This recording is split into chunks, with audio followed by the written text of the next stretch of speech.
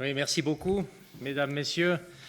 Je dois vous dire, c'est un très très grand plaisir pour moi d'avoir pu vous rejoindre ce matin, de passer vraiment cette matinée avec vous ici au Forum des 100. Quand on m'a dit l'année passée que, dans le fond, ce forum serait consacré à la santé, je me suis dit, c'est le moment. Il était temps. C'est un sujet d'une très grande importance pour la société. Il me concerne beaucoup. Moi, pas seulement. On a vu beaucoup d'acteurs déjà ce matin s'exprimer sur la santé. Mais c'est, je crois, pour une société, pour un pays, pour la population, naturellement, un enjeu absolument central. Et je crois que dans ce cadre-là, naturellement, un forum, un espace de dialogue comme le Forum des 100 est extrêmement important pour un sujet comme celui-là, mais aussi pour d'autres sujets, évidemment, et ce, en particulier dans un monde qui est aujourd'hui peut-être un peu moins stable que ce que l'on a connu dans le passé, aussi sur le plan européen. On parle beaucoup de nationalisme, en Europe comme aux États-Unis d'ailleurs, et nous sommes, en Suisse, évidemment, un acteur aussi, pas seulement un spectateur, mais aussi un acteur de ces évolutions. Et nous devons donc favoriser ce débat. Il a beaucoup à faire avec notre propre identité. Et vous me permettrez, dans ce cadre-là, quand même, de me souvenir que cet événement, le Forum des 100, a été lancé et porté pendant plus de 10 ans par l'Hebdo, qui a aujourd'hui disparu. Et je crois, et je veux vous le redire ici, naturellement, cette disparition, je la considère comme particulièrement regrettable parce que l'Hebdo a fait énormément pour ouvrir la Suisse romande et la Suisse au monde, énormément pour donner à cette région le poids économique et la compréhension de ce poids économique comme elle le mérite, et aussi à créer des conditions pour que, naturellement, la Suisse romande ait aussi le poids politique qui lui revient. Et donc, je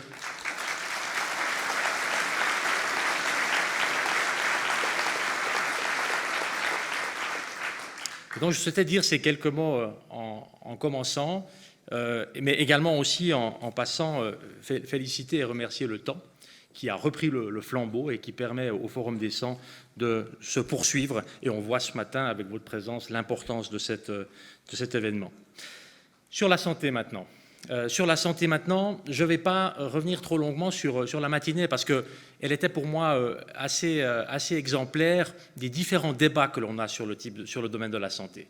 Et j'aimerais revenir, pas trop longtemps, je le disais, donc sur la première partie, où l'on a vu aussi ici, évidemment particulièrement en Suisse romande, une innovation, une recherche dans le domaine de la santé qui est très pointue, qui est très forte, qui se développe de manière consciente d'ailleurs, c'est aussi avec un soutien des autorités politiques dans la région que c'est possible. Et c'est très important à un moment où on voit, avec la digitalisation, le numérique dans le fond, on voit qu'il y a des nouveaux champs qui s'ouvrent et qui ont naturellement aussi des conséquences très importantes dans le domaine de la santé. Il va nous appartenir, comme société, comme pays, de définir si nous souhaitons en faire quelque chose activement de positif. Il y a des éléments très positifs. On pourra peut-être être plus libre que dans le passé, peut-être s'épanouir plus sur le plan créatif en utilisant au mieux le numérique et la digitalisation, aussi dans le plan de la santé. Mais d'autres, en parallèle, nous promettent aussi l'apocalypse. Avec cette évolution, avec un chômage massif, un effondrement social, une misère qui pourrait s'approcher à celle qu'on a vue dans les transformations les plus brutales de la révolution industrielle. Et c'est à nous de prendre les choses en main pour savoir ce que nous souhaitons en faire. En quelque sorte, il nous faudrait, pour trouver une expression qui ferait référence au siècle des Lumières, une sorte de numérique des Lumières, aussi dans le domaine de la santé. Dans ce cadre-là, Big Data, ça a été une discussion ce matin, un potentiel énorme, des chances énormes, aussi des risques. Je ne vais pas revenir sur les détails. La seule chose que je veux vous dire ici, c'est que nous sommes très conscients sur le plan politique de l'importance de cette évolution. Et nous travaillons pour y offrir un cadre, pour pouvoir profiter des chances que cela apporte en matière de gestion de la politique publique de la santé, en limitant également aussi les risques. Nous avons des grandes lignes à respecter en matière de santé et de santé publique, et je crois que ça a été aussi redit ce matin dans les débats. Derrière tous ces débats, il y a la population. Nous avons dans notre pays 8,5 millions de personnes qui sont assurées obligatoirement dans le domaine de la santé, et ce sont des personnes qui, une fois ou l'autre, ont besoin d'accéder, de voir un médecin, d'aller à l'hôpital, qui, une fois ou l'autre, vont avoir un parent ou un proche qui sera également concerné, peut-être par des situations personnelles assez difficiles. Et l'accès au système de santé, de manière solidaire, égale pour toutes et tous, c'est le cœur de ce système. Il ne faut jamais l'oublier. Après, il y a les débats, après, il y a j'allais dire les détails, ce ne sont pas des détails, mais il y a cette grande ligne qu'il ne faut pas oublier. Et dans le cadre de la numérisation aujourd'hui et de Big Data, c'est évidemment aussi un élément qu'il nous faut garder en vue. On reviendra certainement tout à l'heure dans la discussion sur le sondage que j'ai trouvé extrêmement intéressant, sur les différenciations qu'on pourrait faire ou qu'on pourrait être tenté de faire dans la population, de dire, ben tiens, les primes maladie peut-être seront plus faibles pour quelqu'un qui porte un petit bracelet et qui livre les données à son assurance maladie. Il faut être relativement attentif à ce type d'évolution. Et avant de faire le pas, si on souhaite le faire, moi je ne le souhaite pas, mais si on souhaite le faire, être sûr qu'on maîtrise l'ensemble des conséquences en termes de désintégration sociale, en termes d'atomisation de la société. Et ça, c'est un des très gros enjeux. Nous en sommes conscients, on en débat sur le plan international. C'est peut-être un peu curieux, mais c'est l'OCDE qui, là, et pas l'OMS, c'est l'OCDE qui, là, joue actuellement un rôle très important. J'ai pu participer à ces débats et nous avons besoin peut-être d'éclairer encore ce numérique des Lumières qui est pour l'instant pas très bien éclairé. Nous devons aussi en Suisse accélérer le rythme, accélérer le tempo, parce que évidemment nous sommes plutôt en retard dans ces questions-là, et nous en sommes conscients, ce qui est déjà un début, et nous devrons dans ces questions-là faire mentir Einstein. Je ne sais pas si vous savez, mais Einstein a été en 1905 un employé de la Confédération. Il paraît que c'est là, les mauvaises langues disent qu'il avait trop de temps et que c'est là qu'il a découvert la première partie de la théorie de la relativité. Mais ce n'est pas vrai. Hein. Il faisait ça sur son temps libre, j'ai vérifié. Pour la petite histoire, il était employé de 3e classe au bureau de la propriété intellectuelle à Berne. Et donc Einstein, faire mentir Einstein, pourquoi? Parce qu'Einstein a dit une fois sur la Suisse, si la fin du monde arrive, j'aimerais bien être en Suisse, parce que tout y arrive avec 5 ans de retard. Et nous devons le faire mentir. Dans le domaine des données et du big data, nous devons le faire mentir, montrer que non, nous ne sommes pas en retard, nous avons pris conscience des enjeux et nous avançons dans ce domaine-là.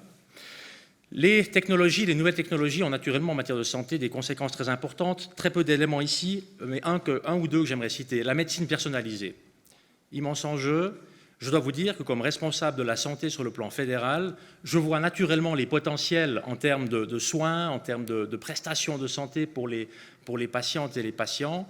Je vois aussi les risques en termes de coûts et notamment le détournement qu'on peut en faire en termes de coûts.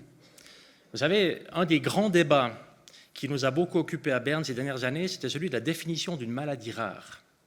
Qu'est-ce qu'une maladie rare? Si vous définissez une maladie rare, d'une manière ou d'une autre, vous allez définir de manière différente quels sont les médicaments qui s'adressent à quelle maladie et vous allez compliquer de manière assez incroyable les négociations sur les prix de ces médicaments. Il y a donc des enjeux énormes qui sont à peu près les mêmes dans la médecine personnalisée. Si chaque traitement est adapté à un patient ou à un tout petit groupe de patients de manière directe, naturellement, la négociation sur le plan politique pour les coûts et la prise en charge des coûts prend une autre tournure que celle que nous avons aujourd'hui. Je ne dis pas qu'il ne faut pas le faire. Je dis que nous devons être conscients des enjeux que cela représente en termes de politique publique et de gestion des coûts. Un autre élément, c'est le dossier électronique du patient que nous avons développé, qui aujourd'hui, sur le plan fédéral, a été mis en vigueur. Il se développe. Je dois dire ici, les cantons, pas tous, mais certains cantons ont une grande avance. Ils ont fait beaucoup de choses depuis longtemps et il s'agissait aujourd'hui de garantir un fonctionnement global sur le plan suisse avec l'interopérabilité des systèmes qui puissent bien fonctionner. Mais il y a plein d'autres problèmes et la discussion tout à l'heure à la table ronde l'a rappelé, la discussion sur les coûts. Et là, quelques mots-clés. Nous développons actuellement l'évaluation des technologies médicales. Nous avons 10 millions de francs par année pour, dans le fond, vérifier ou développer l'efficience et l'efficacité des technologies médicales. Deuxième mot-clé, élément important, c'est la qualité. La qualité est extrêmement importante. Personne ne l'a contesté ce matin. Il se trouve que c'est un peu embêtant que ce message ne soit pas parvenu jusqu'à Berne. Nous essayons depuis des années de faire admettre au Parlement qu'il faut absolument s'engager en matière de qualité, qu'il faut des moyens pour cela, et c'est actuellement bloqué par le Parlement depuis 2 ans. Troisième point, c'est la maîtrise de la quantité des prestations. C'était également un point de discussion ce matin. Nous sommes en train de voir comment faire pour avoir une meilleure maîtrise de cet élément-là. Et je terminerai avec le TARMED. La tarification médicale à l'acte. Comme dernier point, il y a là un projet très important actuellement en consultation. J'imagine qu'on aura aussi l'occasion d'échanger encore à ce sujet.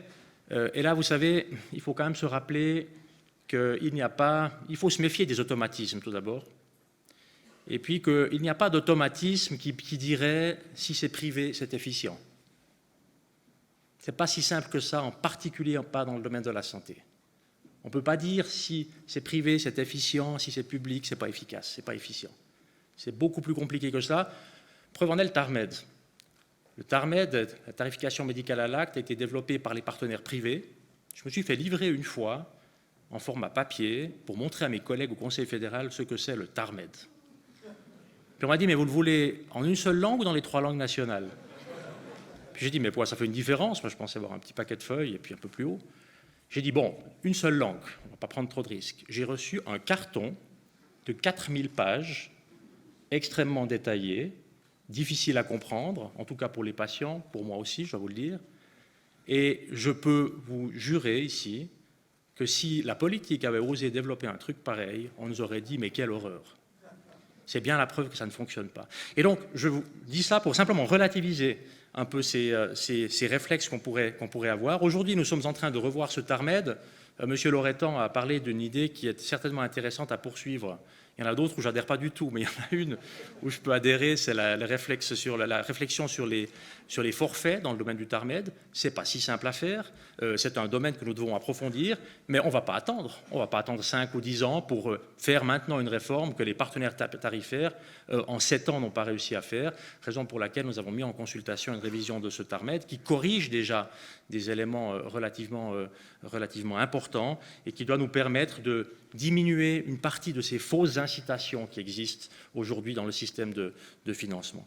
Voilà quelques éléments, c'est très bref, c'est peu de choses, quelques éléments que je souhaitais apporter dans cette réflexion avec vous, en vous disant qu'on ne doit jamais oublier non plus, dans ce cadre-là, que nous avons un système de santé, et on doit s'en féliciter, qui permet à celles et ceux qui en ont besoin d'avoir accès à des prestations de qualité. Ça, il ne faut pas l'oublier.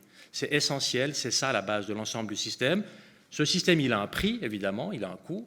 77 milliards de francs si on regarde au total, c'est très élevé, mais pour ce coût-là, on a vraiment un système qui fonctionne et il ne faut pas non plus l'oublier. Merci beaucoup de votre attention.